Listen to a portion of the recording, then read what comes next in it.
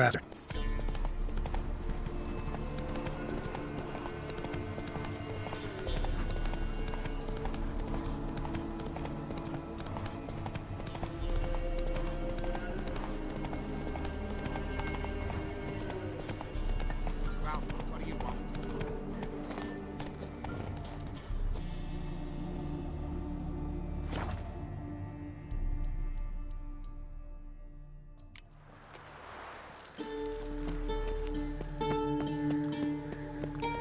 Be as cocky once the Baron's mad to whip your arse.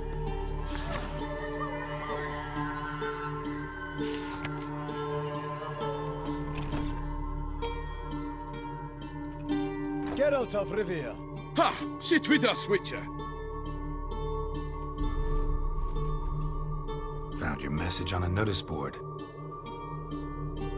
You see, Palmerin? I told you. The Griffin at White Orchard. I knew that were we only to follow the tracks of its slayer, we would in the end find Geralt. Milton de Peyrac-Peyrin and Palmerin de Lawnford. Good to see you both. Been years. Here's short. We share your joy. You must forgive us our surroundings. When we pledged to place the village under our protection, the village elder gave us this hut as our lodgings. He swore it is the best hut in the village. Get involved in some squabble? We discovered that in retreating, the Redanian garrison that left this land still is at the mercy of numerous plagues. The tyranny of bandits, the most onerous among them. These plunderers shall soon descend on this village to collect tribute. Milton and I will dissuade them. We are both sworn to fight injustice and oppression wherever they rear their heads. The matter does not concern you, of course, but do us the kindness of waiting. Once we have dealt with these marauders, we have a matter we must present to you.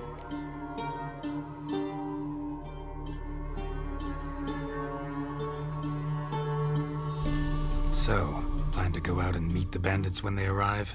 Fight them? Palmerin wishes first to appeal to their sense of decency. But I expect they will be deaf to this. Yeah, completely. We must afford them a chance to stand down. Many a hardened outlaw has left the path of wrongdoing upon hearing words of admonition. Doesn't happen in these lands. Ever. If they do not heed my reprimand, we at least will know we have done all within our means to evade bloodshed. Fine. Naturally, I'll help when Palmerin's rhetoric falls on deaf ears. Excellent. Then we've but to wait for the rogues to arrive. They're coming! Hear that? Your bandits have arrived. Let us go out to greet them.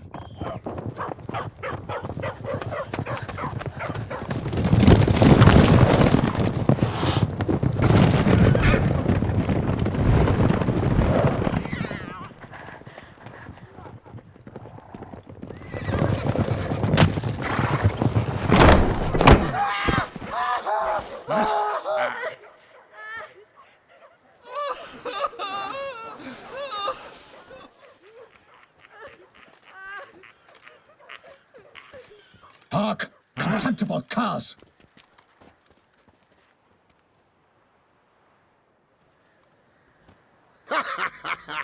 He mean us?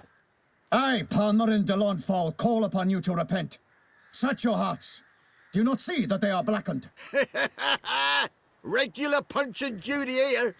To prey upon commoners is no honor. To loot their meager stores, abandon the path of shame, and we will spare you.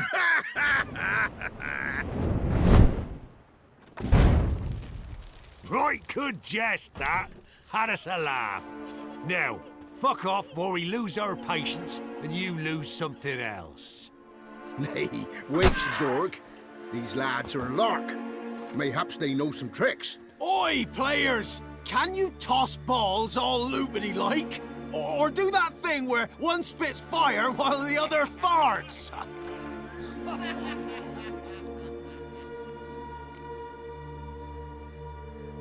Seems to me they're unmoved. You tried, my friend. We've talked enough. I challenge you all to combat. By my honor, for Toussaint. For Beauclair, by the crane, defend yourselves, harlots' bloods. Go for the whore's son's eyes!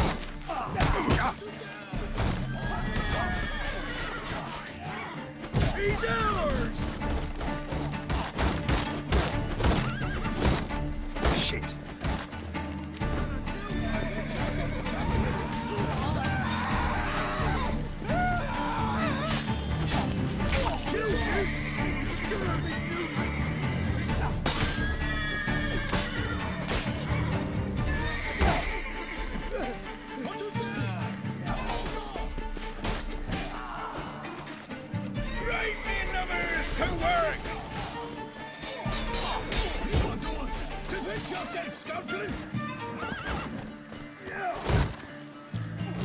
Honor! Wine and country!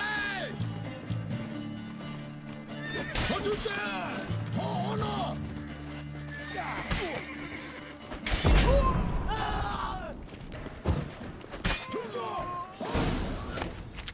Why do they not emerge? It is over. We have banished the scoundrels, lifted oppression's yoke from their lives. Warned you it'd be like this. Fear you as much as they did the bandits now. Sorry, no fanfares and flowers. You're not in Toussaint. Ah, it is true what folk claim. In the north, no noble deed goes unthwarted. It is time to go home. And we shall, my friend. Come, Geralt. It's time we delivered our message.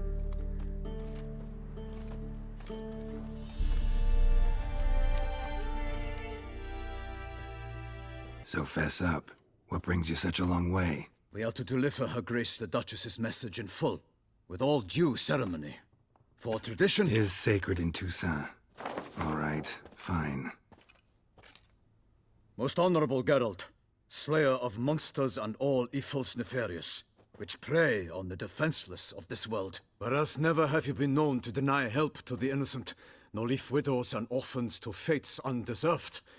Answer you now our present summons. Free us from the beast which floods our streets with blood, and sows panic in the hearts of rich and poor alike. Come to our aid, Witcher. Thus humbly beseeches you the Star-Crossed City's most gracious protectress, Her Illustrious Highness, Duchess Anna Henrietta. Shall you answer her call? Anna Henrietta really say all that? Word for word? In point of fact, she said, bring me the Witcher and dare not spare your horses. Only make certain this time he comes alone. The Ducal Chamberlain added the rest. You know how it is. Yeah, I remember. I might add, be it unofficially, that a hefty reward awaits. Yet the specifics you will need to verify with Her Illustrious Highness. Might be the most fervent request that I take a contract ever. And the most polite. And now we've got all that behind us. I want to hear more about this beast. Some kind of monster? Just guessing. Most assuredly, though no one has caught a good look at it as yet. Our only sure witnesses. The bodies massacred in a brutal, horrid manner. Look, some sketches drafted from descriptions given by those who claim they glimpsed the beast. Each quite different. To my mind, these witnesses lie. How many victims so far? 2. When Her Grace learnt of the second, she discharged us immediately to fetch you, promising grants of land and fortunes in gold, should you answer her summons. An ill wind blows, Geralt. The beast cannot be tracked. Folks say it wields black magic. Also, both victims were nobly born, and the start of a tourney draws near.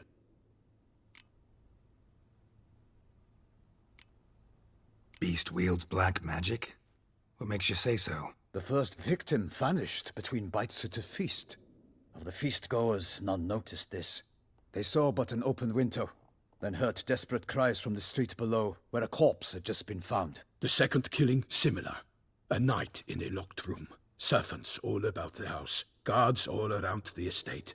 Yet the beast somehow got him out, dragged him to the town square, and killed him there.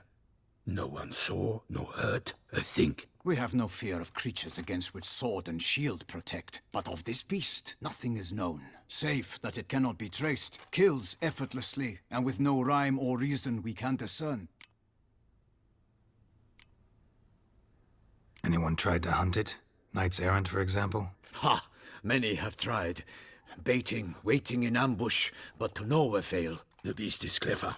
It evades all traps and attacks of a sudden. It is like a ghost. An experienced tracker. This is what we need, with knowledge of monsters.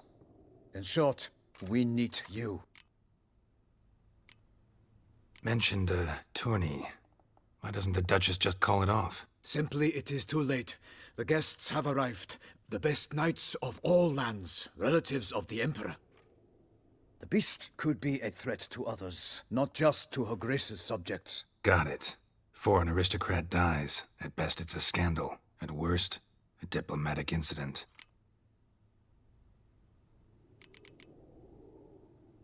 I sometimes think back to all the contracts I've ever taken from sovereigns. Can't name hardly any where I came out ahead. You cannot be thinking to refuse. No. Just struck by a thought. How the Duchess can sometimes be... demanding. So you accept the contract. Excellent! We must set off at once. We long wanted this land searching for you. Yet time is of the essence. Ready to go, soon as you're packed. Then post haste to Toussaint. To Toussaint!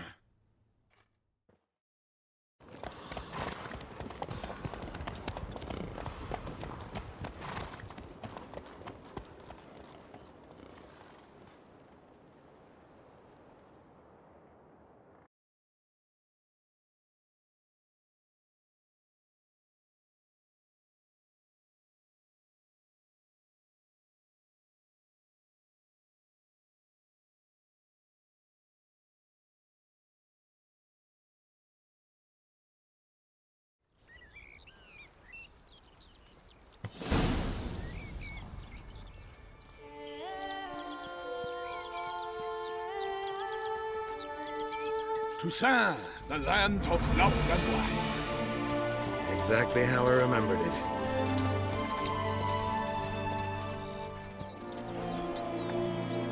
You will find Beauclair has changed some these past years.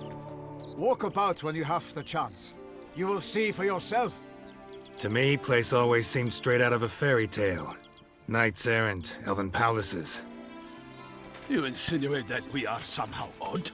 I shall prove you wrong. This I pledge on the Heron!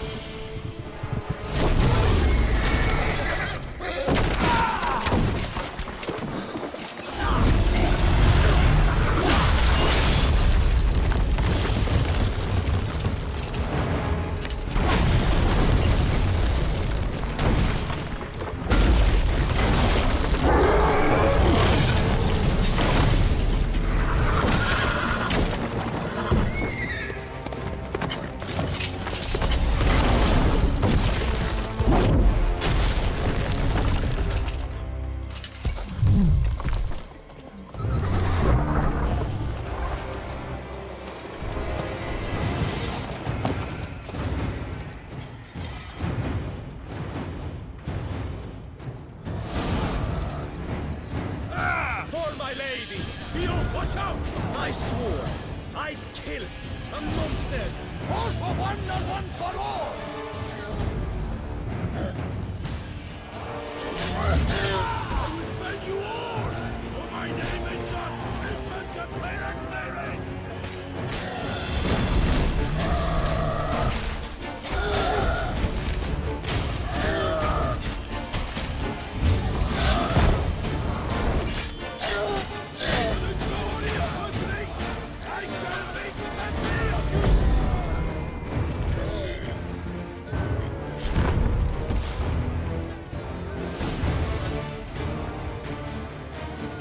Big beast. Tackling it single-handed? None too wise. Neither is love born of wisdom, Witcher. So, Guillaume, out with it. Which fair damsel inspired you to vow to kill that filth? The most beautiful among them. If he wishes to guard her name a secret, he need not reveal it. You I do not know, sir, nor seem you a knight, yet still I am profoundly grateful, nay, indebted to you for your succor. This trophy, sir, is yours.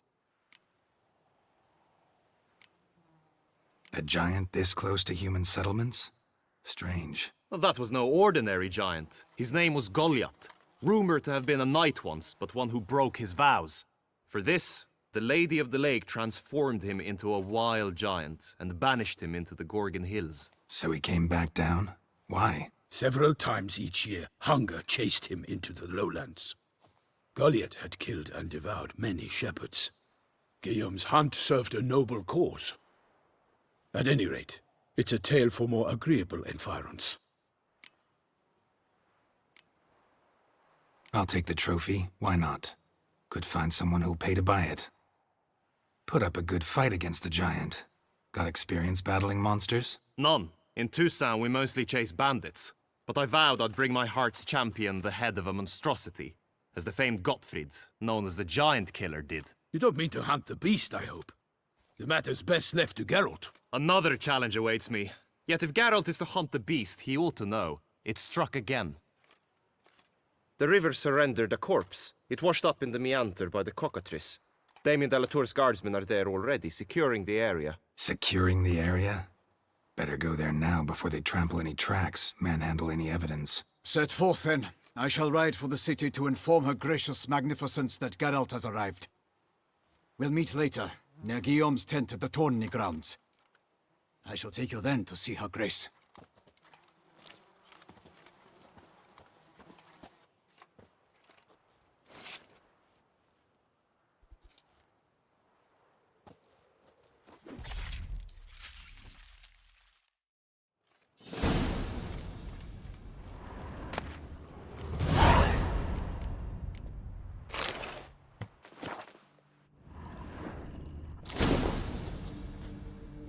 Such good fortune you found us.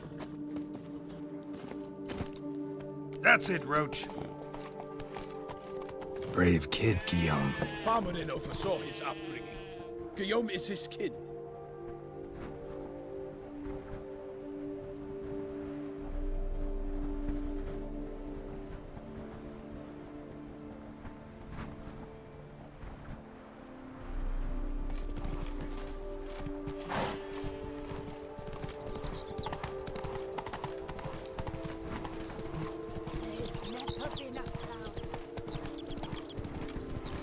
Can't get used to the way you knights talk, especially how you switch back and forth between flowery and, well, near normal. Knights errant, in the service of her gracious magnificence. When we appear in her name or speak on her behalf, we are bound by to do so.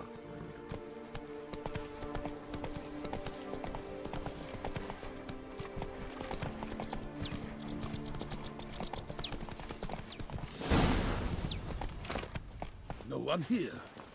They must have removed the body already. Let's look around, make sure they didn't miss anything.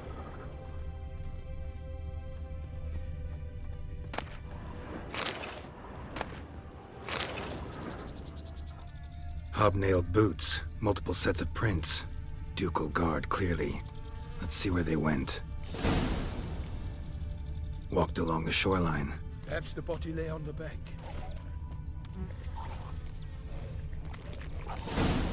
Got guests. Careful.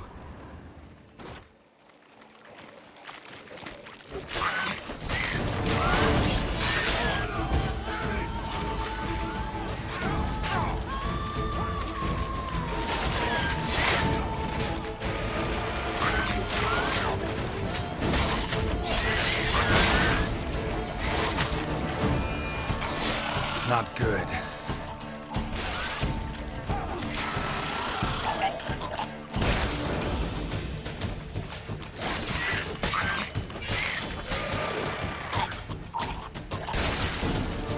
Drawn here by the smell of blood. Let's keep looking.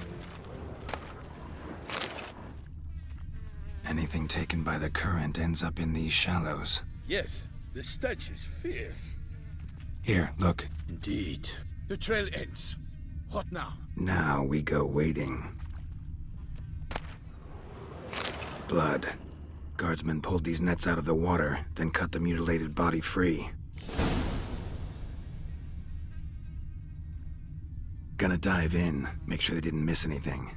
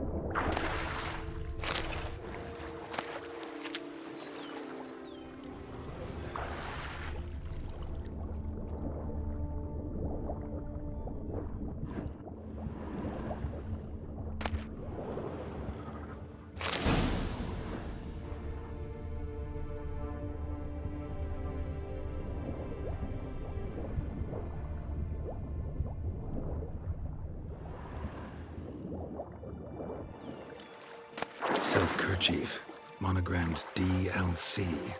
A noble's accessory, clearly. Need to comb the bank. Blood.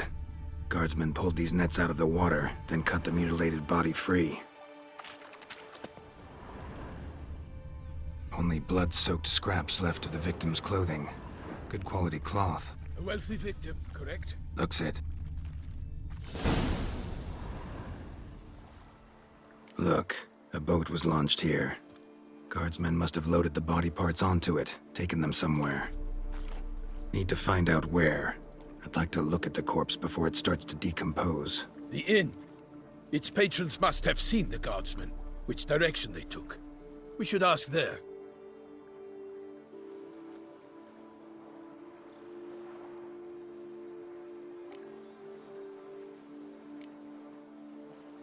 Seems we've got ourselves an audience. You think this surprising? The locals will tell the children of children they do not have yet, of the day a quartered corpse was pulled from the river. One thing. Found a handkerchief in the water. Monogrammed DLC. Mean anything to you? Delacroix? It cannot be. Was it he the beast slew? Seems so. Knew him well? Long past. We were close friends once, but our paths diverged. He was a man of extremes, standing by his companions no matter the odds, fighting his foes to the bitter end. Foes? You have a lot of them? He did, but I do not see what that has to do with the beast. Ah, Geralt, you've struck a raw nerve. Memories of a time long past, to which I'd rather not return now. I understand. We can talk later. Let's go to the tavern. I shall have to leave you soon. Return to court. Barely got back to Toussaint. A knight in the service of Her Illustrious Highness knows no rest. In fact, I'd feared I would return too late to fulfill my duty. Yet it seems I've arrived in the nick of time.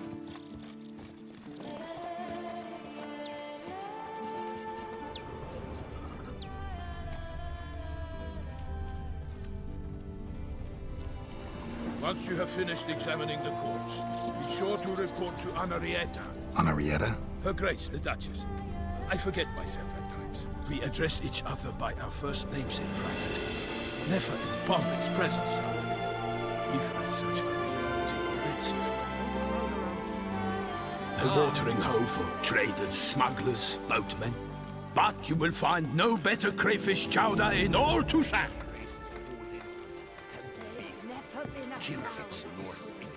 Works with no lads brave enough. Of course we have. Brains. Take good care of yourself.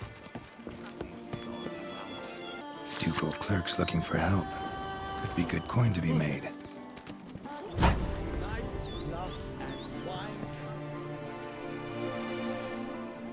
By my troth, could that be the musty scent of fresh pâté? Naught else, Sir de Peyrac-Peyran. I see time has not dulled your senses. We would be honored if you would join us. Your companion as well. But why do I not detect even a whiff of crayfish chowder? No soup today, on account of there being no crayfish.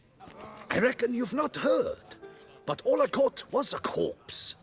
I awoke at the crack of dawn, as I do each day, but when I looked up, I beheld a blood-red sky. This corpse is precisely why we're here. For the man whom you've invited to join you at the table was summoned from a far-off land by her gracious magnificence. He is tasked with tracking and killing the beast. We invited two men to join us, yet since Sir de Peyrac-Peyran in temperament is more akin to hare than hound, I surmise the other is the hunter. With whom do we have the pleasure?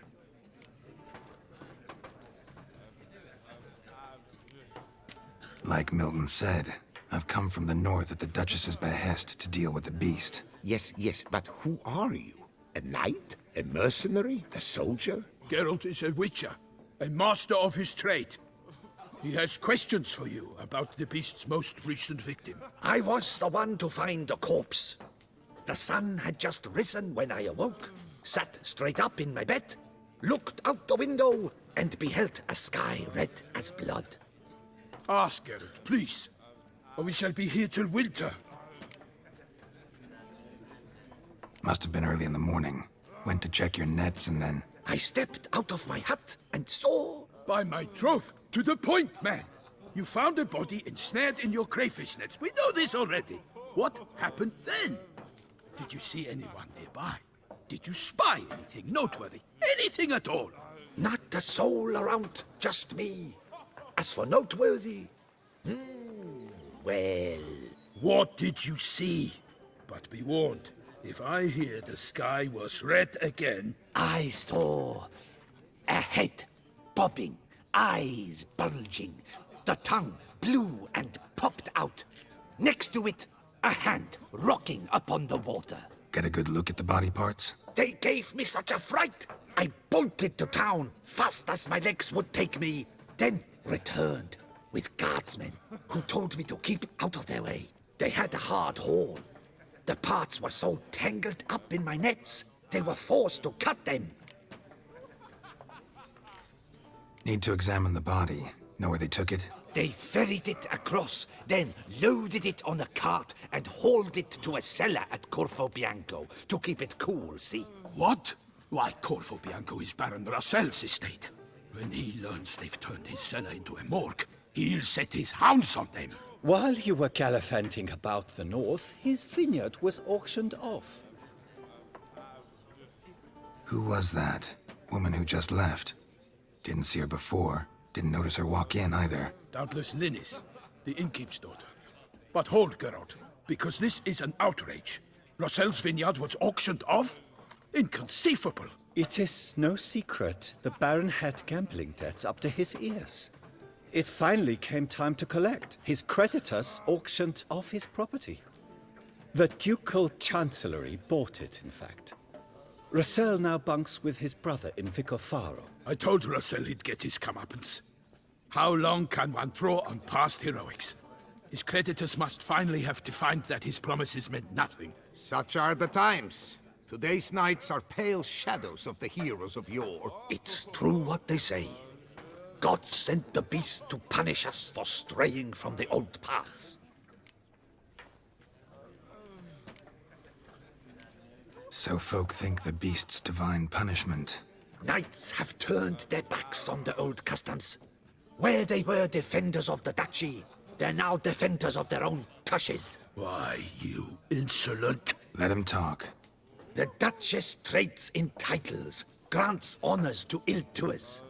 We've strayed from the path of virtue, lost the gods' favor, so the gods sent retribution. Don't listen to that nonsense, Geralt. It's rehashed street preacher codswallop. Yes, the rebel-rousers have been sprouting up like weeds lately, each offering the same bill of goods.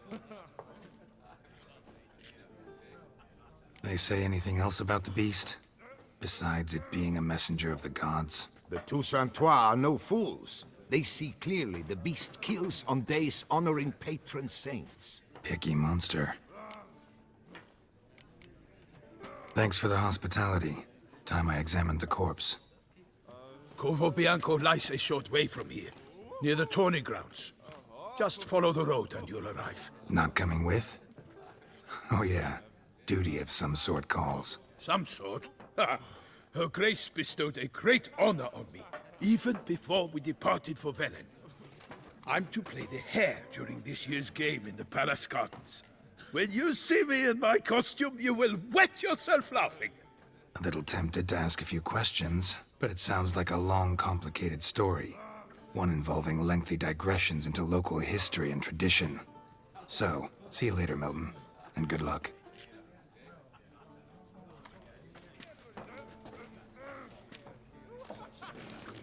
Ugh, the dung boots that visit our town. They come but to pour wine down their peasant gullets and start quarrels. Defend Geralt of Rivia.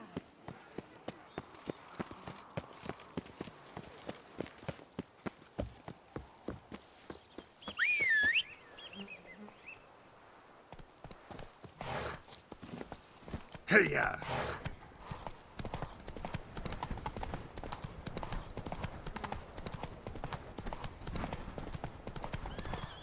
Sounds of a fight.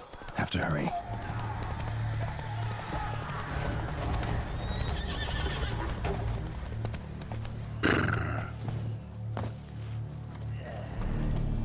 Damn it. Killer must still be here.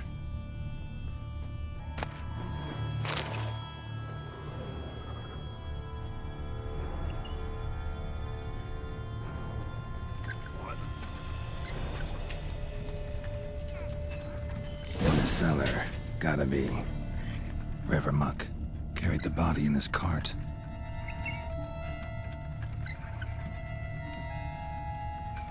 Attacker had no trouble knocking over the cart.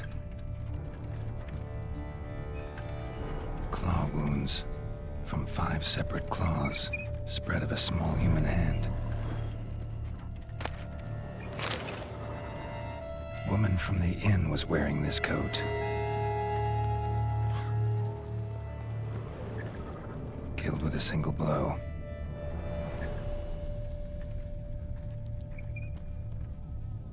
Throat torn open by man-like jaws. Man-like, except for long fangs. Massacred by a vampire. Not an Ekimara, though, or a Fletter. Bruxa, gotta be. Busted ribs, blood from the ears. Took a solid hit. Black blood and moon dust. Could be lifesavers.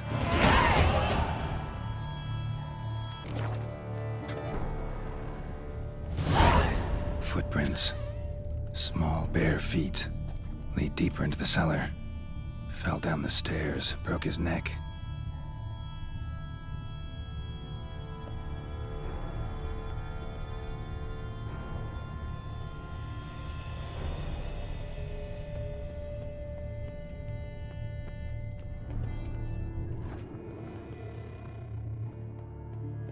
Hurled against the wall with great force.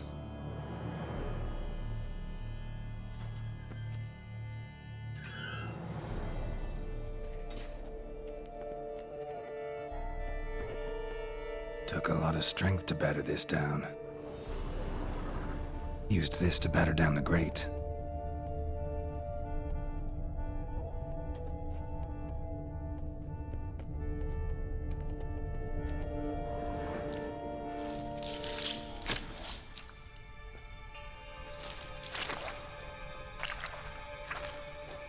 You.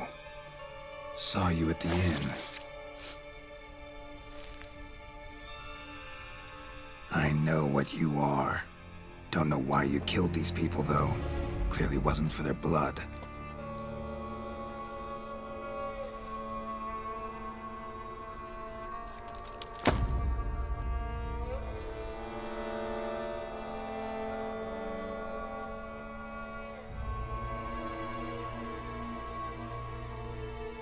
We don't have to fight.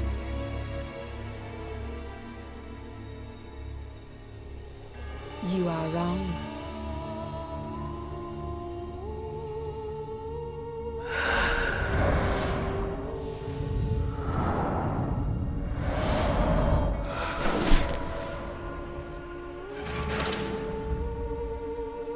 I cannot let you leave.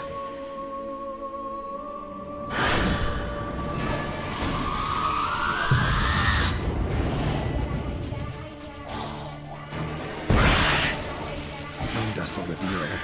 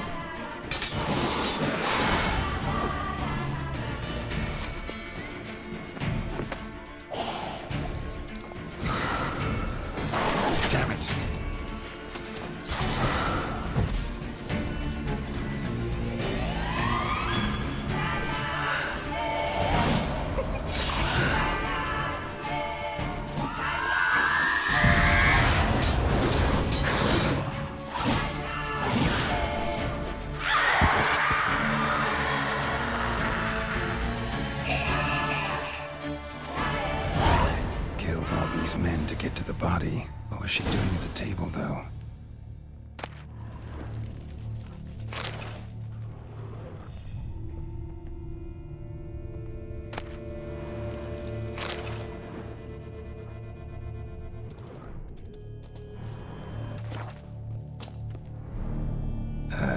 Stinks.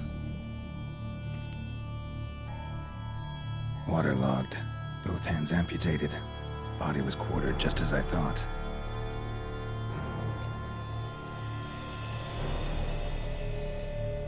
Laid in water for some time.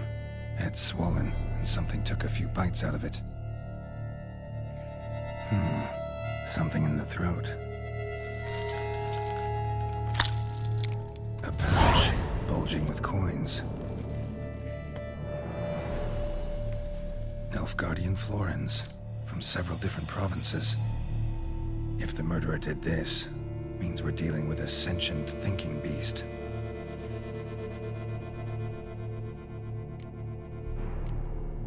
Body was chopped up after death. Blows struck with great force, but bones sliced through, not crushed. Creature that killed him had long claws, sharp as a witcher's blade. First sank its claws into the victim's heart. No Bruxa did this. Third hand. A spare? Except it's clearly not the victim's. Guardsmen must have not noticed it as they picked everything up. How's this possible? Still warm. Blood still flowing? Several monster species can regenerate. Never heard of that happening to their severed limbs, though. Or of their limbs seeming completely alive after so much time. Examine the tissue more closely later. Might learn something.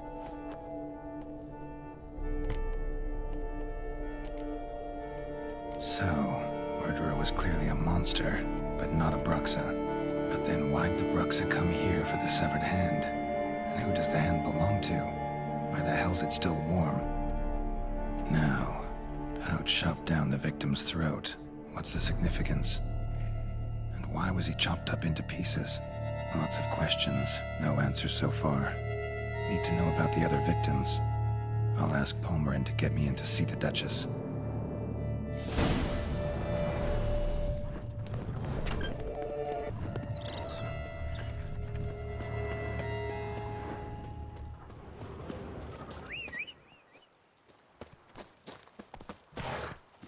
Move it!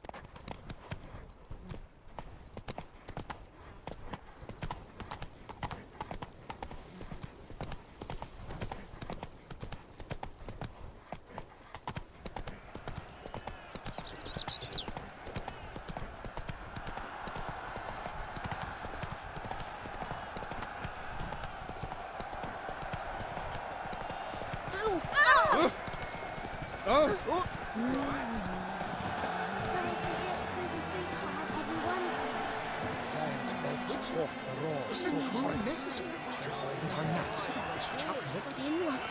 Out amidst the mountains. But virtue always trumps villains. With his friends at his side, the old vested Golyat, and restored peace to the land. Need to speak to the Duchess, urgently. All right, you scamps. Story's done. Go find your parents. But the Palmerin, what about the story of Rittik and the dragon? A tale's for another time. But take a good look at the man who stands before you now.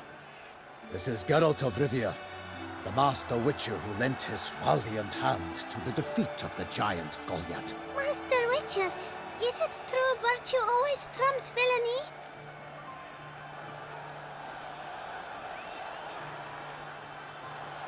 Not always. Could go either way. Sometimes virtue wins, sometimes villainy gets the upper hand. Still worth being good. But why? If it doesn't mean you'll win. Palmerin's story. Think back. A decent man attracts other good folk, makes friends he can count on. A rogue? Well, you can only count on other rogues. And who would you rather have for a friend? A man of virtue? I must agree. Now, that will do for questions. Go find your parents. Her Knight and Highness has doubtless arrived at the tourney grounds to watch the battle in the arena. If we hurry, we'll be in time to speak with her before the spectacle begins. Lead the way.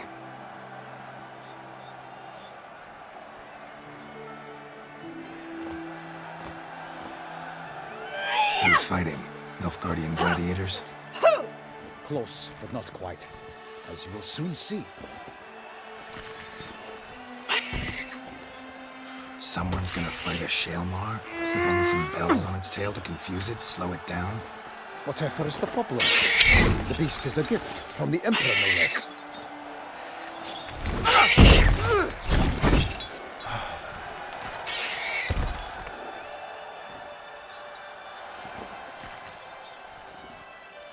Shouldn't torment the beast. How would you like to be dumped in an arena, blindfolded with a string of bells dangling from your ass? Pity a monster. You, a witcher? I slay monsters who are a threat to humans. You're out to humiliate one to entertain a crowd.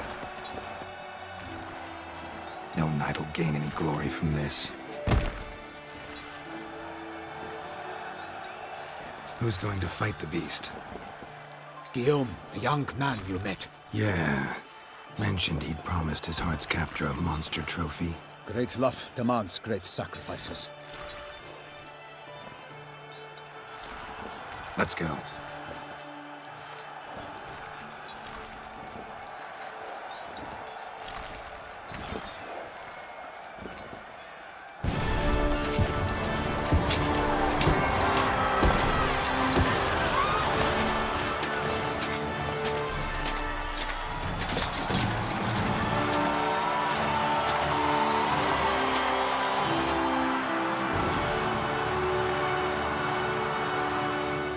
I dedicate my imminent victory to fair Lady Vivian.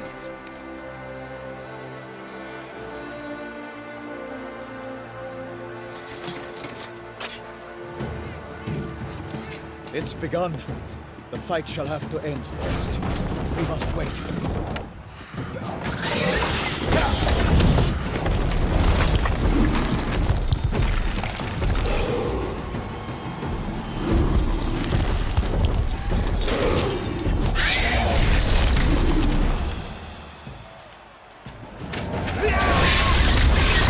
Got a bad feeling about this.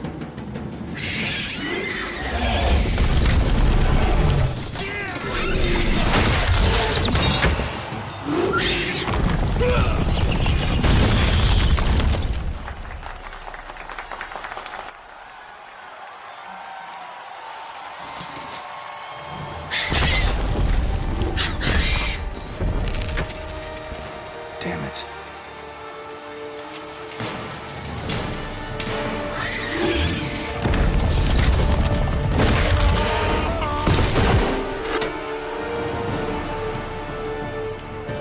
We have to help him.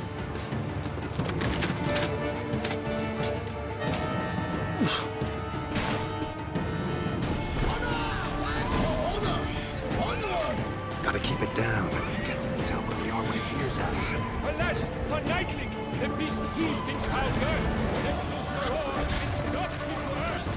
Come, and the Witcher, to give fight to the beast, its plans confound. The fate of the beast has been weighed by the gods. Soon the Witcher shall triumph against all odds.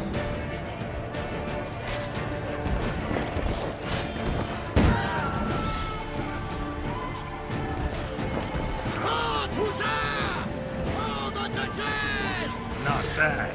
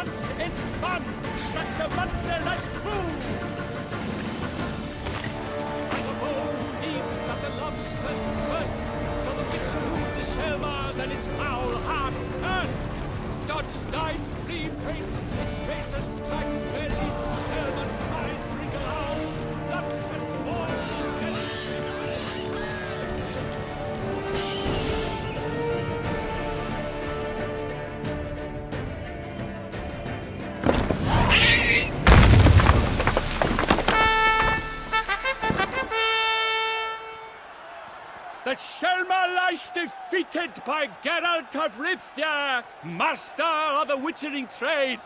Behold, as the last gasps of life seep from the beast.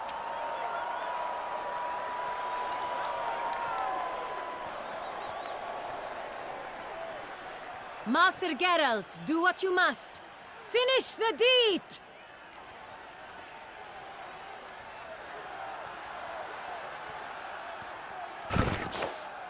Monster's no threat. No need to kill it. A victor may always show mercy. It is his right. Long live Geralt the Merciful! Pikemen, see to the beast.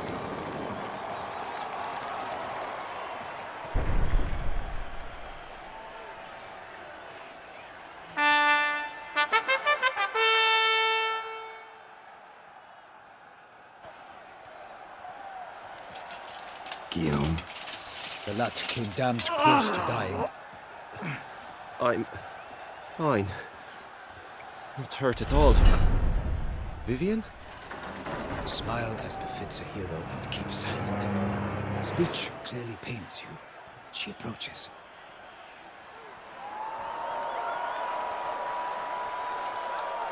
Geralt, we must talk. Vivian. You shall talk later, in the medic's tent. Geralt, magnificent, breathtaking. Your Grace. We knew that to summon you was a brilliant idea. We are delighted, ravished to have struck upon it. And I'm truly, honored. See to our young hero. Hop, hop. For we must make off with Geralt. We should talk. We had been long awaiting your arrival. Had nearly lost hope. Then suddenly, that entrance, so spectacular.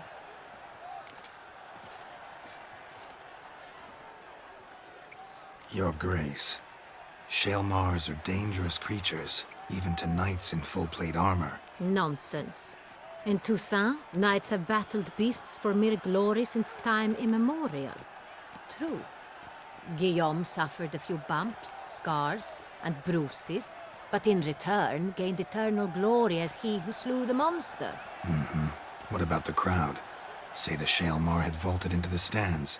Would have been a massacre. Geralt, though we value your fortuitous intervention in the arena, we would remind you your services have been retained, and as shall soon become clear, you will be generously compensated for completing another task altogether. Your Grace, my contract. I'd like to discuss it. Naturally, but not here. We shall need Damien. He led the investigation pending your arrival. But wherever could he be? Come, we must find him.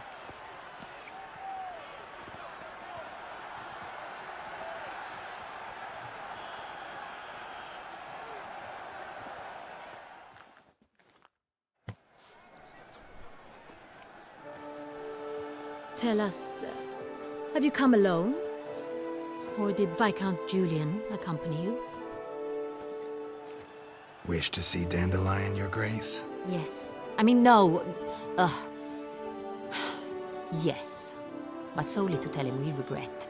Yes, deeply regret rescinding the death sentence we so justly handed down upon him. If we could turn back time, we would make certain he sat in a tower till he rotted.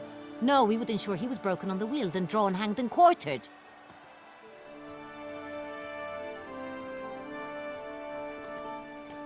Ah, the very man we would entrust with these tasks. Damien de la Tour, captain of my personal guard. Your Grace, Witcher. Greetings. Sorry to have to tell you, but the guardsman handling the last victim's body... I know already. The creature in the cellar of Corvo Bianco. Was it the beast? No. A Bruxa. A kind of vampire. Not the beast, but tied to it in some way. You know this how? Through careful analysis of the evidence, both on the riverbank and at Corvo Bianco. Do you mean to insinuate the investigation thus far has been sloppy? Geralt insinuates nothing of the sort. We must listen to him attentively. I examined the body of the beast's last victim. Might have found something. Need to analyze it. A quiet place, that's what I could use most right now. And maybe the help of an alchemist or a mage. Also like to hear all you know about the previous victims. Take it Sir Delatour is my man for that. Firstly, call me Damien, please. Secondly, you should know I spoke against summoning you here. I've heard much about you. You bring trouble, or thus far have, always. And we've enough trouble as it is. Yet we are capable of defeating the beast on our own, without an outsider's help. I've no doubt about it. Damien, we settled the matter of the Witcher's employ some time past. Definitively. Since you have broached it nonetheless, let us discuss Geralt's pay. Are the legends true? Do Witchers usually demand that which you find at home, yet did not expect? Yes, Your Grace. The law of surprise. Time-honored. We shall be candid. The surprises we encounter on a daily basis would be of no value to one such as you. What awaits at the palace are edicts to sign and portraits of suitors from far-off lands. I fear you would find little use for either. Thus, we've decided you shall receive the deed to a vineyard, Corvo Bianco, and a sum of coin. You will doubtless consider this adequate. Title to the vineyard shall be given to you at once. Surely you'll need lodgings while you hunt. The coin, however, will be yours only once you have slain the beast. Lovely, generous gesture, Your Grace. Corvo Bianco. Isn't it the Duchy's temporary morgue? Is it now? The Chancellery's bungled things again, we fear. Not to be left unsupervised for one instant. Yet, in its mood, a morgue should present minimal problems to a Witcher. What's more, nothing enhances a wine's reputation better than a grim legend. Thank you, Your Grace. I accept the contract, of course. But as I said before, I'll need some information. How'd it start? Who was the first victim? Crespi was the first to die. He was famed once for his many glorious tournament victories. Then he grew old, hung up his sword, and took to winemaking. Crespi was not loved by the wine merchants. He was ruthless in business and thought to cheat many a time. He asked us for a dispensation from all court ceremonies. We did not grant it. We could not. Once you've taken the oath of a knight, you remain a knight till death. How'd he die? Where'd they find the body? Quite unusual, the circumstance. He was at a feast when suddenly one of his fellow feastgoers noticed he was missing. The town watch found him an hour later. On his hands and knees, propped against the town pillory, his sword hanging from his neck. He had died of wounds inflicted with claws, not a weapon. Blows of great force. So he died suddenly, but the body was on its knees, meaning someone posed it. So it seems. Second murder. Tell me what you know. In the city there are certain nooks. No one reasonable ventures there after dark. Ramon Dulac's corpse was found in one such place. With the first murder, terror gripped the city. Its inhabitants grew wary, kept to safe areas. Consequently, news of the second victim came to us from a group of concerned cut-purses. Criminals fear the beast? Telling in a way. Take it you've excluded the possibility that Ramon died at the hands of these bandits. Do you believe me an amateur? Not hands, but claws killed Ramon Dulac. The wound was deep, clean. His body was found in the gutter, dressed in nightshirt and cap, a pillow placed under his head, and his sword replaced by a bed warmer. Ramon Dulac, a knight who but a dozen years past was an advisor to our father, the Duke. Someone went to a lot of trouble to make him look ridiculous. Maybe revenge was the motive. It's not out of the question. Dulac had shady dealings with the criminal underworld, but no one ever came forth with concrete proof of any misdoings.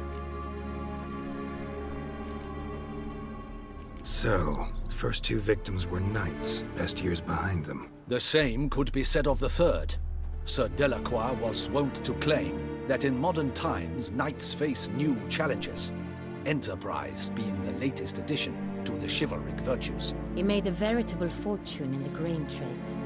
Palmerin even nicknamed him Sir de la Stinchi. Found a coin pouch on his body. Contained florins dating from various times, hailing from different provinces of the Empire. Delacroix loved coin, true, but had no patience for numismatics. Lots of similarities between the victims. All the bodies were found in strange places under extraordinary circumstances. Seems the murderer, whoever or whatever it is, has some meaning to convey. These were honorable men. We are horrified by the disdain, the disrespect with which they were treated. These were Knights of Toussaint. Blast it. Might be the point. From what you say, none was a model of virtue. Ever considered that's what the Beast's trying to draw attention to? All the murdered men were knights who swore fealty to the 5 chivalric virtues. And even if Knights of Toussaint swear fealty to what virtues exactly? honor, wisdom, generosity, valor, and compassion. 5 virtues. Why are they so important to your knights? Strange question. Your Grace, forgive me. I'm a foreigner trying to understand another land's customs. You are forgiven. According to legend, the virtues we cultivate were bestowed upon us by the Lady of the Lake. How we truly came to espouse them, none remember. In Toussaint, we believe men of low birth should be simple-hearted and obedient. We expect much more, however, of our knights. They are to be soldiers and courtiers, lords and servants. Thus, the need for clear moral guidelines. At the time of his dubbing, a knight vows to demonstrate throughout his life honor, wisdom, generosity, valor, and compassion. Beast seems to be pointing up moral decay, denouncing it. Victims were all humiliated. Might have been murdered to emphasize their lack of specific chivalric virtues. Honor compromised by the pillory. Wisdom by ridicule. Generosity by a coin pouch shoved down a throat. It seems to fit, true, though not perfectly. Can't discount the theory if it's on the lips of everyone in town. Say our reasoning's right. Next murder will be just as showy and denounce the victim's lack of the 4th virtue, valor. We can also assume that victim will be an elder knight. Let's think.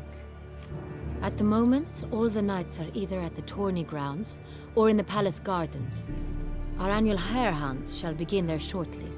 Have you heard of the custom? Milton mentioned something. Seemed excited to prance around in a bunny costume. Not sure why. Hang on. Strange circumstances. A knight advanced in years. The famed cowardice of rabbits. Could it be that simple? Is Milton de Peyrac-Peyren the next victim? Milton also knew Delacroix. Told me so down by the river. Damien! To miss something so obvious. De Peyrac-Peyren, Crespi, Delacroix, and Delac formed a knightly team. It was years ago, but...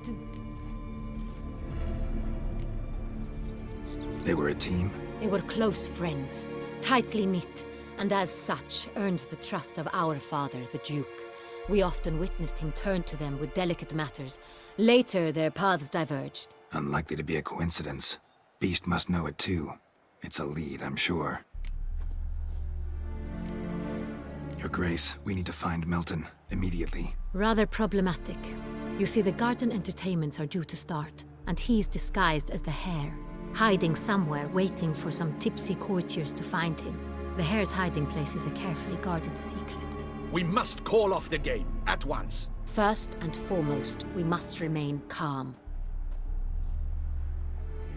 Damien, order the garden searched immediately, but discreetly.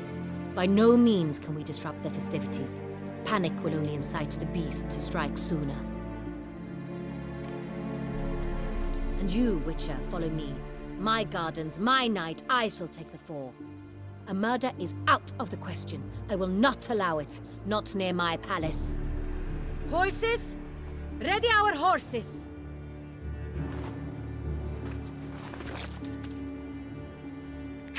Your Grace!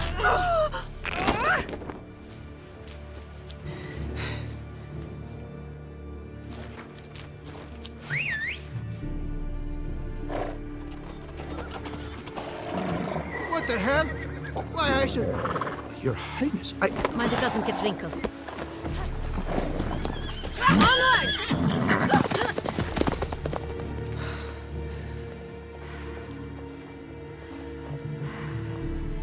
Hey!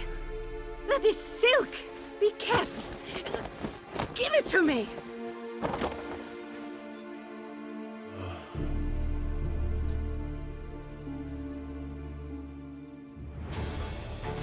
Faster, Geralt! Right like the wind! Your Grace seems right at home in the saddle.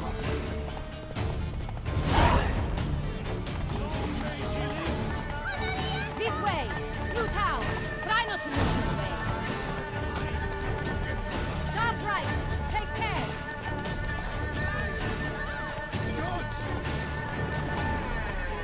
Now cross the bridge! It's not far now! Which way?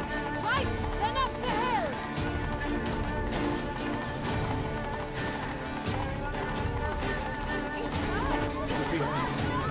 Clear the path!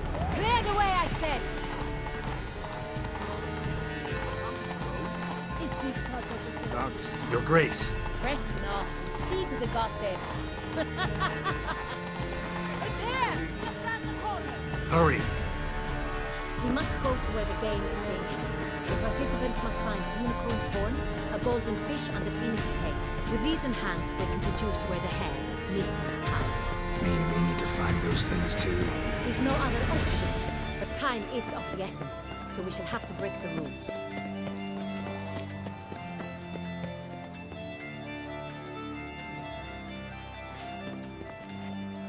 On second thought, through here.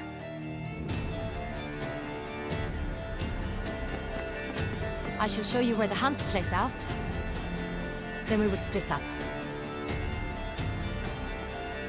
You will get hold of the unicorn horn and the golden fish, while I nab the phoenix egg. That will be quickest.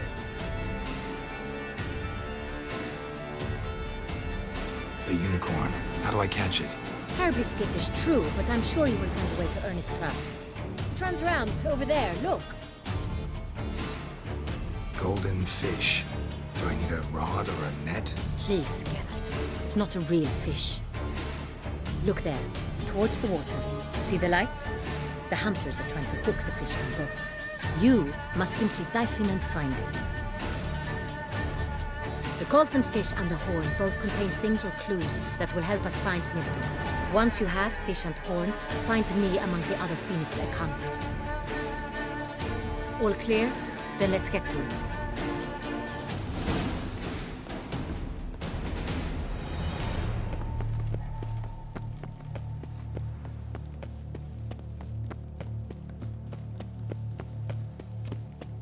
Such are the times, my good fellow.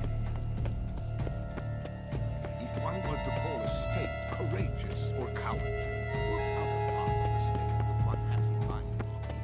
That which fights and But this is no true unicorn.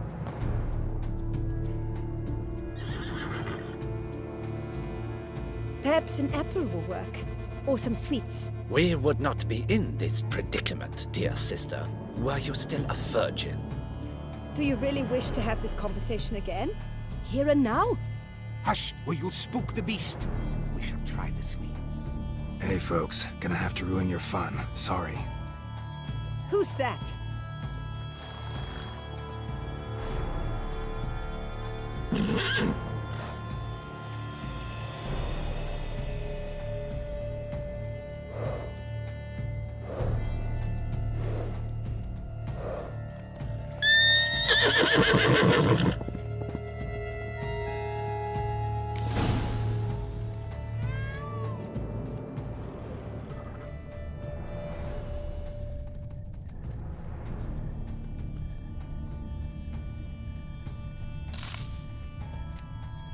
Roach likes carrots.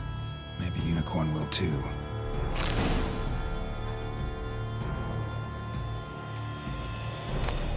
This is an outrage! An outrage, I tell you! Roach won't eat bread either, except if it's stale.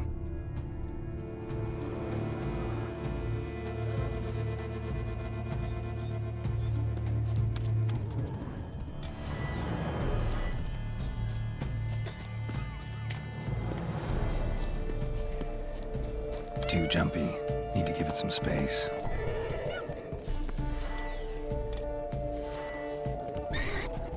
What would you say to a delicious, crunchy carrot?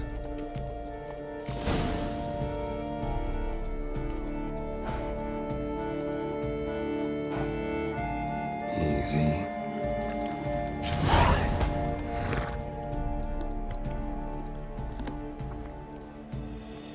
Gardens are huge. Be better off on horseback. All is in order.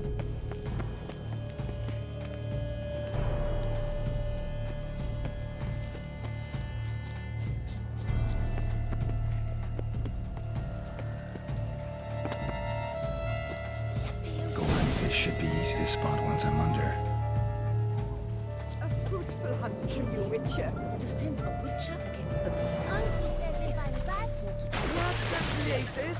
Did someone just dive in the water? Perhaps that's the way to do it. Sure, if you're a peasant.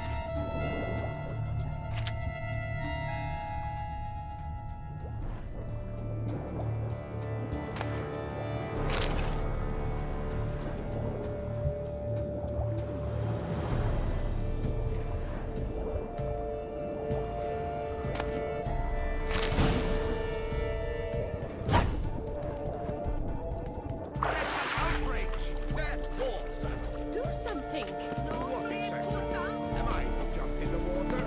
Not your official protest.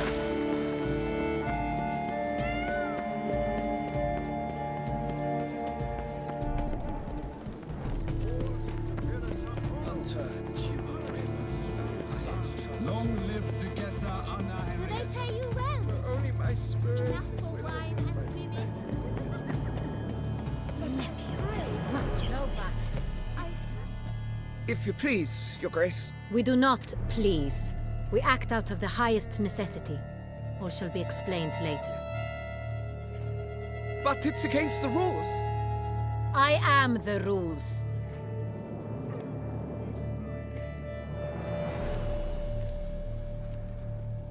Geralt! At last. Got a key and a clue. And I've another. Show me yours. Who wrote this drivel? I begin like a groan, hollowed out with ease, then end like a mouse, with a head of hard cheese.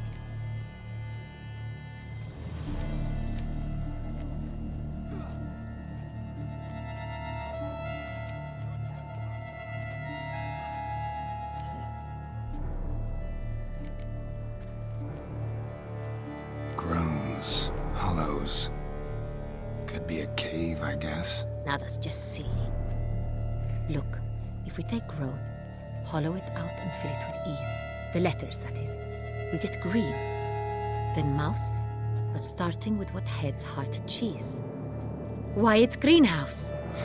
Pretty clever. And it sounds right to me. There are several greenhouses in the gardens, but only one with a door that locks, and the key to it looks just like the one we found. Greenhouse it is then. Let's go.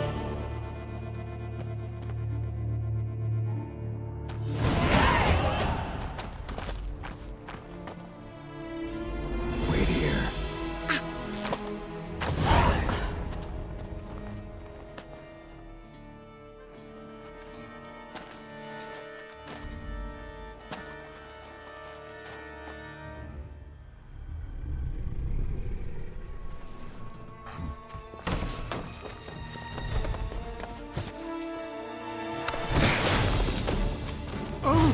What the butch?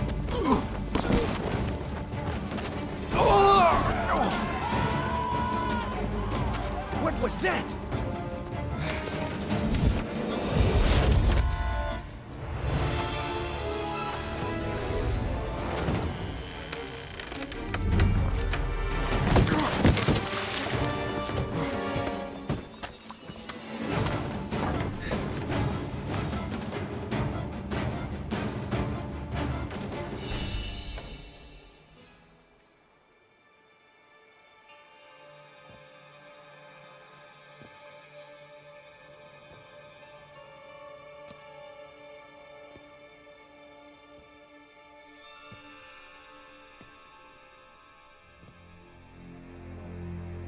I'm here.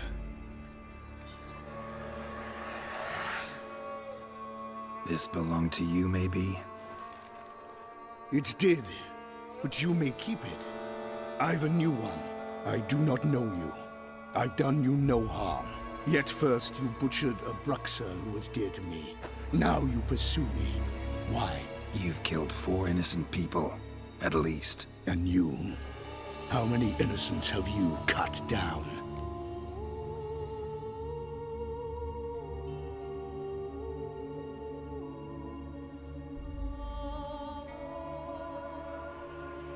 Not here to talk about me. Yet that is exactly what we are doing.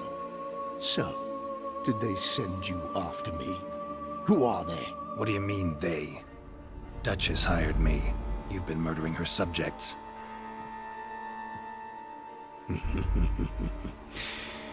Is it as simple as that?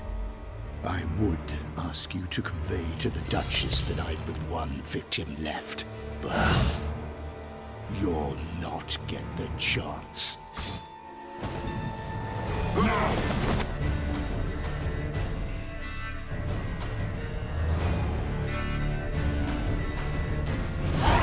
I won't let you kill again.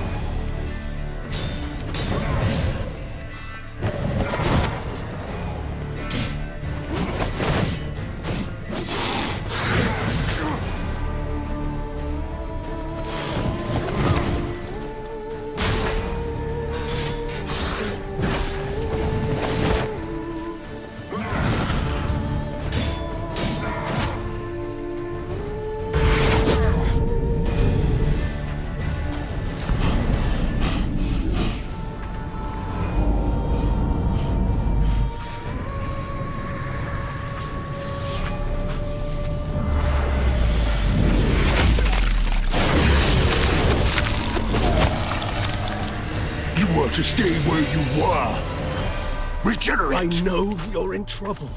I can help. I'll help myself! No, he's my friend.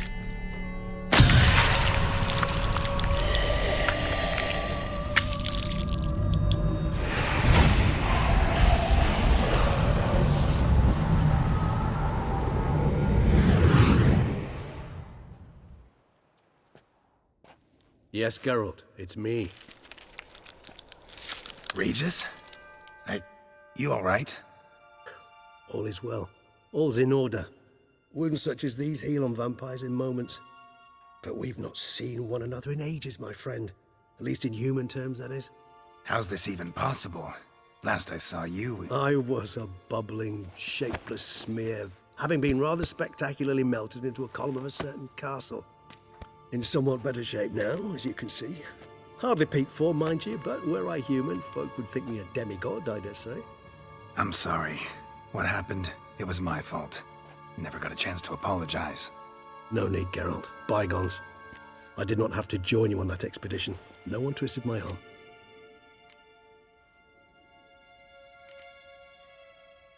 Miraculous regeneration. How do you manage it? I had help. From the one you hunt. Him?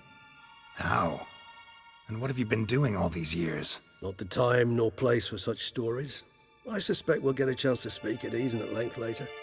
Now, however, we must deal with the reason that brought us both here.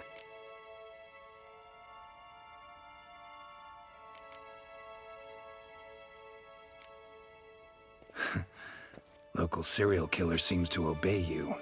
Maybe you could talk him out of it, convince him to stop murdering. Why do you think I've come? It shall not be easy, as Dettlaff can be rather stubborn. Though you must certainly recall that neither do I surrender readily. So that's his name. He's your friend? You might call it that. Though Dettlaff is... how would you humans put it? More bestial than I am. But not to worry. I'm working on him. Haven't exactly done a great job with that. He's killed one knight since I got here. At least 3 others before I arrived. For good reason, I'm sure. Understand, Dettlaff is not some decadent shit who kills for sport, or to assuage a dryness of throat or a dullness of mood.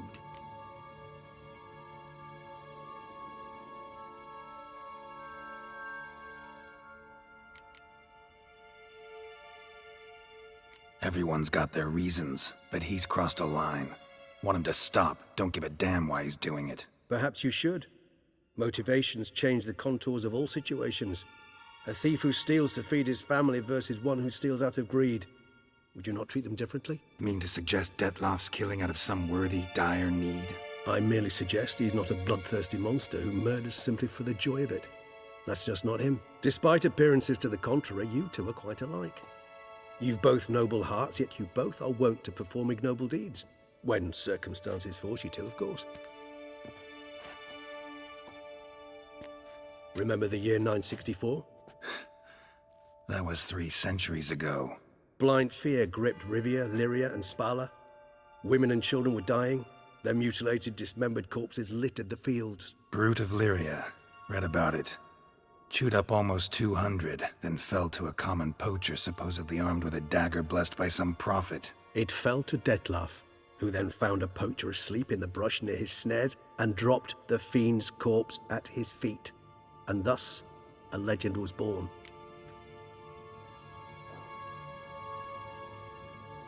Awfully good of him. But do I need to know this? Yes. So you'll understand Dettloff is no cold-blooded killer. I believe he's landed in some mess and he sees no way out. What makes you say that? Vilgefortz melted my body. Dettloff found what was left. As per our codex, he had a choice. To leave me where I was, or to care for me and nurture my remains. He chose the latter. Regenerated me at no small expense in his own blood. Do you know what that means to a vampire? The gravity of the endeavor? Probably same thing it means to a human. You owe him your life. Much more than that. The act itself made us blood brethren. A bond so strong humans cannot even imagine. Which is why I know something ill is afoot. Always had an overdeveloped sense of empathy. Each vampire has a unique talent. One they hone over centuries. It's precisely what renders us so difficult to classify. Dettloff's trump card is his herd instinct. His tribal propensity. In point of fact, he prefers the company of lesser vampires and shuns that of humans. If he walks among you, killing egregiously, it can only mean something's upset him, immensely. Anything specific? Some set of things that'd be likely to set him off? How should I say this? Dettloff doesn't understand men, their world, its rules, its conventions. He's naive in a sense. He doesn't comprehend your games, knows not what it means to lie, deceive. Suggesting he's maladjusted and venting his rage. I'm suggesting maladjustment can at times breed conflict. But is it the case this time? I cannot say, but intend to find out. Gotta find him, before something upsets him even more, and all Beauclair is awash with blood. Well, we share a cause then, just like the old days. Not entirely. I mean, when I find him, you know. I know you've a contract on his head. Yet your true task is to stop the beast killing, not necessarily to kill the beast, am I right? All in all, sure. Let us find him. By the time we do, I hope I'll have convinced you Dettloff is no monster. Fine, all right already. But for now, evidence is stacking up against him. Hear that? The posse. Knights must have tracked me here. I'd prefer they not find me here. I've makeshift quarters at Mère Lachaise Long Cemetery. We'll meet there. See you.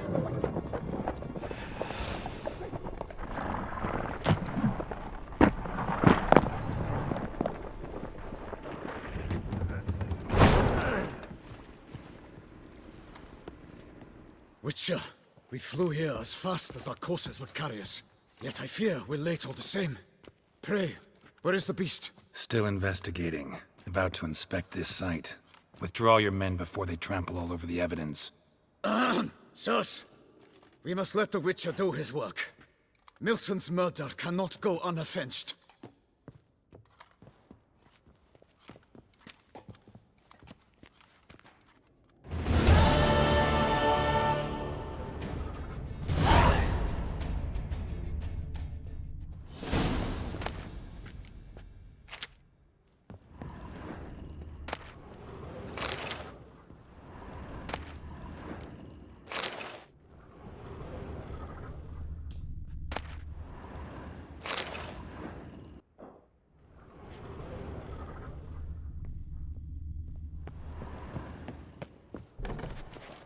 We must allow the Witcher to ply his trade.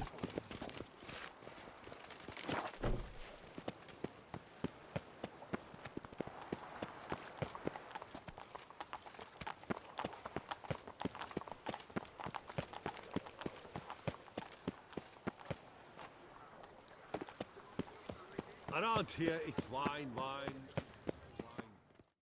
Sir! Sir! A letter for you, sir! Letter? Who from? Can't rightly say, sir. I was just to deliver it.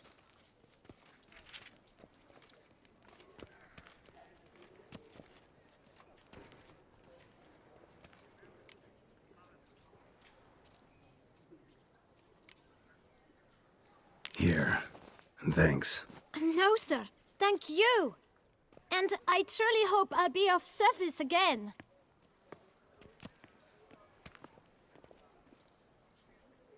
Dearest. I suspect weighty affairs, rather than merely the wine festival, have drawn you to Toussaint. Perhaps you'll find time to probe a certain matter in spite of this. I recently came across the mention of one Professor Moreau, a scholar in Beauclair, who conducted research into Witcher mutations. Though the details are rather murky, as is the location of the scholar's laboratory, his journal could contain more information. It lies buried with him in his tomb. I enclose a map I found in the book I happened upon. Though less than completely legible, I trust it will prove useful nonetheless. I felt this matter could prove of some importance to you, thus I dispatched this letter without delay. Whatever you decide, please take exceedingly good care of yourself. Your Yen. A professor who studied Witcher mutations. Might actually be worth looking into.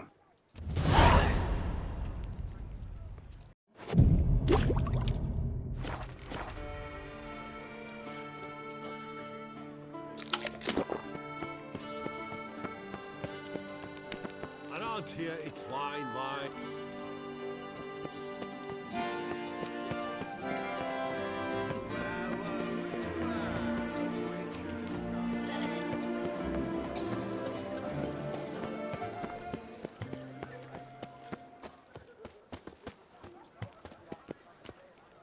A smashing place we have, eh? Wine by the barrel, peace and quiet, lovely view. Someone needs an escort. Not something I do often, but might be worth investigating.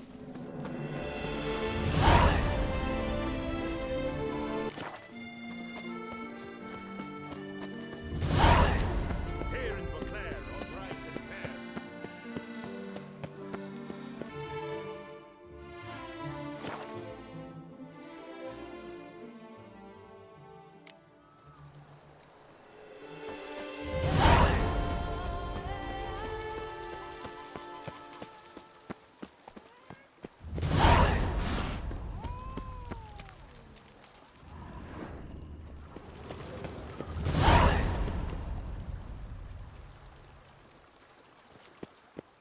Welcome home, sir. I am Barnabas Basil Fawlty. By order of the Duchess, I shall serve you as Major Domo of Corfu Bianco. I previously served with distinction at the Nibley family manor and in Nazaire with Admiral Rompali, who, as you are certain to know, is an extraordinary demanding gentleman. Whoa, Barnabas Basil. One thing you ought to know. I'm not your typical landed gentleman. Truth be told, this is the first real property I've ever owned. Oh, in that case, you must leave it all to me. I shall organize, see to everything, and whip the house into order. I dare say this place will soon be the most prosperous vineyard around. Great. Can already see I'm in good hands. Vineyard comes across as a place with a rich history. Know who owned it before me? Baron Rossel, who went bankrupt, forcing him to sell the estate to the Duchess. The Baron, in turn, had purchased it from Monsieur Bolius of the Headsman, a truly colorful man of Kedweni origin. He was actually a headsman? No, not him, but his great-great-great-great-grandfather. Indeed. Apparently, he was a common cut-purse who somehow secured for himself the post of ducal headsman in Beauclair. went about his work with an exceptional penchant. They say he chopped off more heads than there are grapevines in the ducal vineyards. He never hesitated, not once.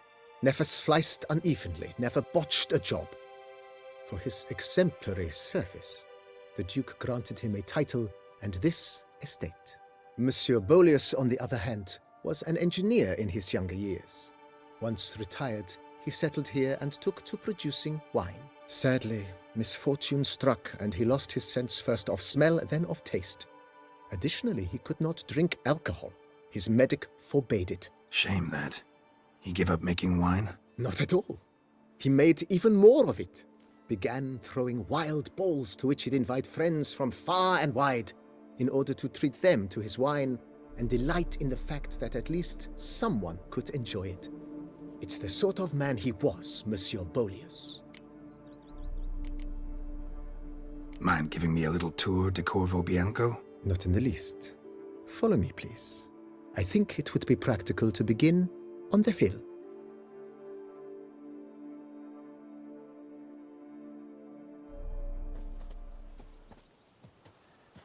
Behold, sir, your estate in all its splendor. Pretty vast. Indeed. And now, sir, allow me to show you a handful of interesting details. Follow me, please. Been a major domo all your life? Yes, I come from a long line of major domos. My father was a major domo, as was my grandfather before him, as was my great-aunt. In fact, she was the one to start the tradition. Great-aunt? A hard woman. It is said that already as a child, she knew where she was going, and went there. When she arrived in Beauclair, she signed on as a chambermaid at one of the vineyards, then slowly worked her way up to major domo. She dragged the rest of the family up the same path.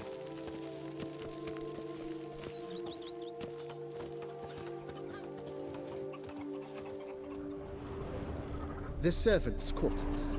I occupy the green home. With the Duchess's permission, I have hired a full staff. Their salaries to be paid from the ducal treasury. Nice of her. Not the most sightly part of the estate, I admit. But I think it's worthwhile for you as master of the domain to know where the help stays. Scrub off. You'll soon need a coffin.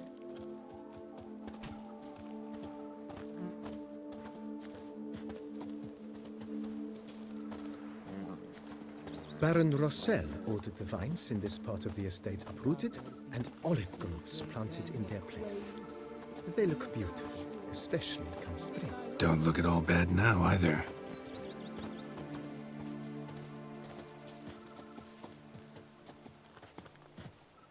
I've scissored my fingers near to Down below lies your vineyard, where we grow a strain of Carfanere, one of the world's oldest. Aged in oak barrels, it provides for an exquisite wine with distinct blackberry, wild cherry, plum, and cinnamon notes.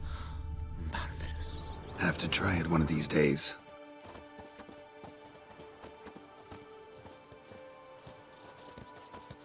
I work from dawn to dusk's last light. Nice well. Picturesque. Yes, though it ran dry long ago. During the raucous feasts Master Beauclair held, he would order it filled with wine. There's a tale about a guest attending a Beauclair's ball for the first time and thus unaware of the custom. He had suffered great heartbreak and had decided to end his life by jumping into the well. The festivities were coming to a close, and the well was nearly empty when the suicidal guest finally jumped. Instead of killing himself, he merely broke his legs. To numb the pain, he drank the wine. Drank himself to death? Not at all. When found the next day, he had concluded he'd witnessed twin miracles. The water had been changed into wine, and he had survived. He retired to a monastery in the Dragon Mountains and began preaching the wisdoms of Lebioda.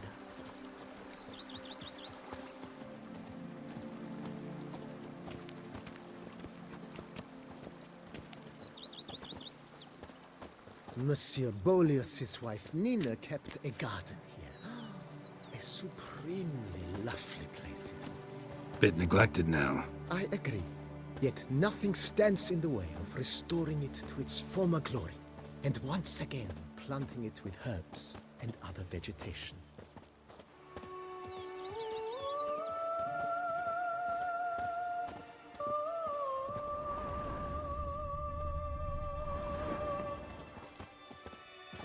Madame Nina planted diminutive, delicate flowers and herbs here. One might say their aroma still hangs in the air. You're quite the romantic, Barnabas Basil.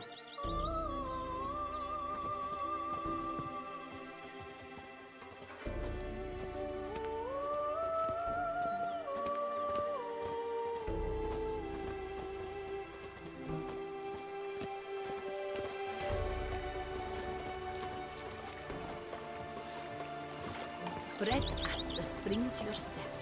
Wine adorns your head with thorns.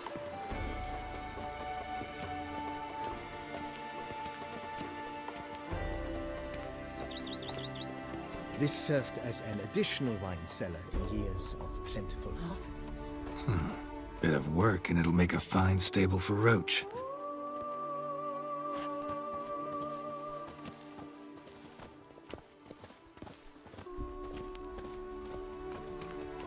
Bread adds a spring to your step. Wine adorns. The cellars, voila. During Monsieur Bolis's time, wine was kept here, but Baron Rossel used it to store olive oil as well. I took the liberty of cleaning up the mess, which I made while fighting the Bruxa. Thanks, Barnabas Basil. Appreciate it.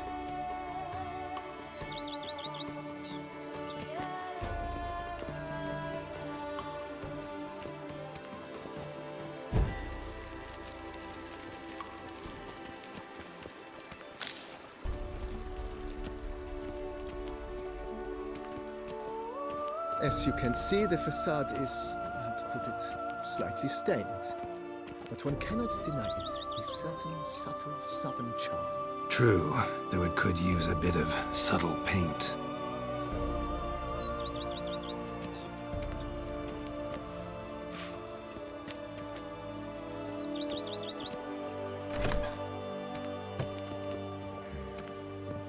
And welcome inside. On the left is the master bedroom. On the right, the dining hall and kitchen. Upstairs, you shall find the guest room, currently used for storage. Not a bad idea. At the moment, the house is only minimally furnished.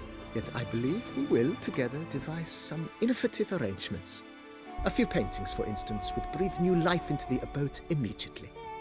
With that, sir, you've seen the full lay of the land. Corfo Bianco is a beautiful estate. Though one must admit, time has taken its toll. Forgive me for being forward, but if you were to choose to invest a small sum towards its beautification, consider me at your service on the matter. Think I'll take you up on that. Be sure to come and see you if I decide to do any remodeling. Mentioned the place could stand to be spruced up. Oh, most decidedly, sir. The question is where you would like to begin this rejuvenation.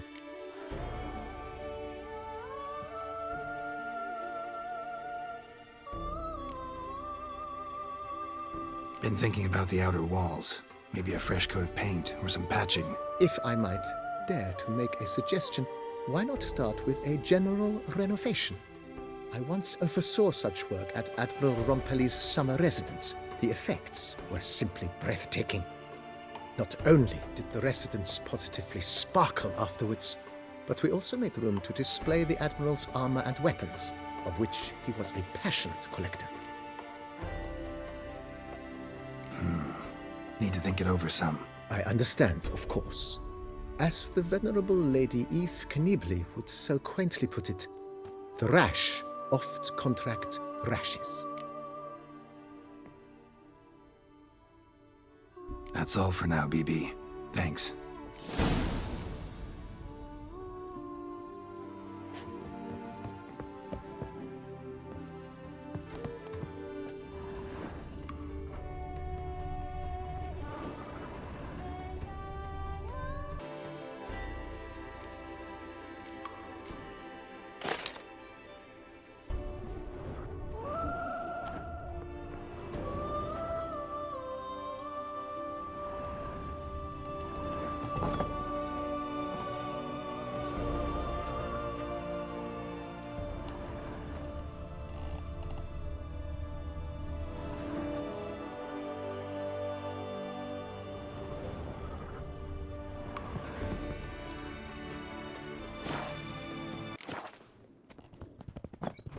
Oh, I'd stomp mine with that one.